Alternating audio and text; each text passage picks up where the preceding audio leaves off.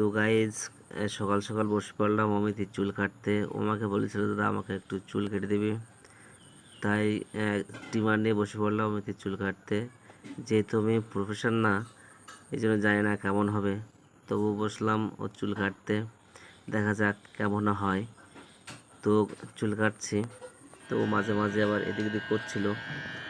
তো ও বললো, দাদা আমাকে একটু গোল কাট ছাড় দিয়ে দিবি। তো আমি চেষ্টা করছিলাম ওকে গোল কাট ছাড় দেওয়ার জন্য। তো কাটছিলাম, এমন সময় এখন আসলো, তবুও দেখছি চেষ্টা করে কি হয় কি না হয়। তো আমি তো কাটতেই আছি চুল। তো শেষমেশ দেখবো যে কী ছাট ওর আসে। যেহেতু আমি প্রফেশনাল না, চুল কাটতে খুব একটা দক্ষ না। তো দেখো অমিত ড্যাক ড্যাক করে তাকিয়ে আছে এদিকে, যে আমি কেমনভাবে কী করছি কি না করছি। ও ভাবছে যে আমাকে আবার ন্যাড়া হতে হয় নাকি।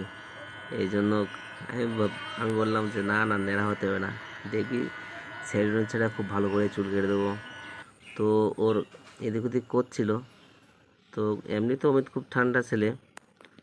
তো আমি বলছিলাম, দেখ চুল তো কাটছি চুপচাপ। তো চুল কাটা কেমন হয়েছে তোমরা অবশ্যই লাইক কমেন্ট শেয়ার করে জানিও। Thank you.